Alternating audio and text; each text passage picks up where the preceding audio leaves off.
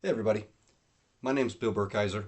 Currently, I'm the mentor and pastoral coach at Union Baptist Church in Troy, Ohio.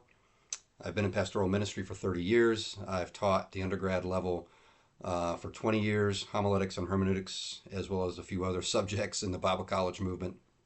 Uh, I've written my paper. It's titled When Sheep Become Prey for Shepherds.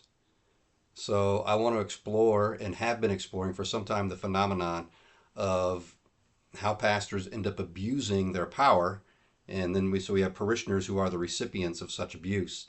So this paper is a smaller product of my larger work into the phenomenon of how pastors abuse their power, what leads to it, what produces it, what are the fallouts from it. So this focus is though on preaching to the recipients of pastoral abuse and how we go about doing it.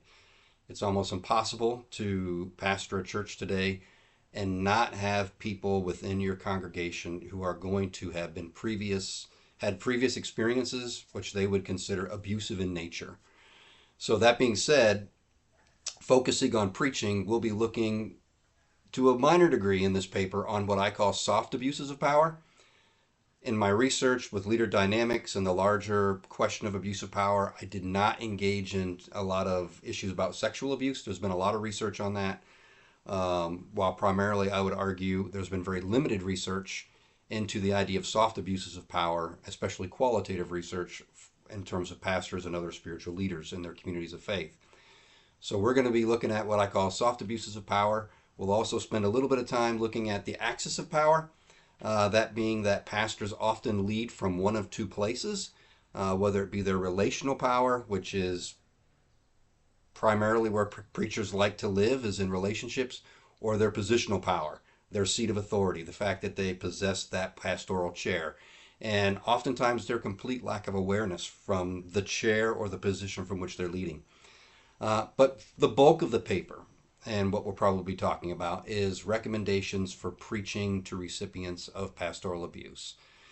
That means we will deal with the preaching event itself and the preparation and the work that goes into that and the communication process of speaking to recipients of pastoral abuse, but also not just the preaching event, but the process of listening, contextualizing, and interpreting your community of faith. And we'll look at, perhaps you might say, the two tiers. By tiers, I mean you may deal with just individuals who have been abused, and you need to really re-examine how you're going to effectively communicate to them. But then also, some of you end up pastoring congregations that have been abused. And so they're similar, though not the same. Honestly, if you have a congregation that has been abused by a pastor, you just have a lot more work ahead of you. But so, but it can be nuanced in terms of when you have individuals who have experienced abuse within your congregation at large versus this is a congregation that has been pastorally abused and needs to go through a process of restoration, healing, and recovery.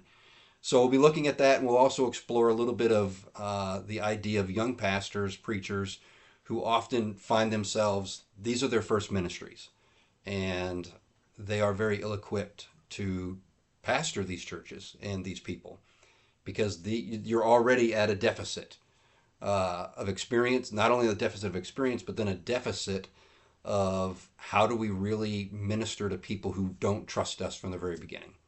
So it's a huge challenge in the church today. I hope it's something that you can learn from because I'm radically passionate about this. And I look forward to just hearing people talk to me about my paper so we can explore and discuss hopefully some better ways to equip and prepare young pastors, young preachers to more effectively minister to their communities, which are more and more being populated with recipients of pastoral abuse. So I look forward to seeing you in Memphis. I'll be there in a few months with you.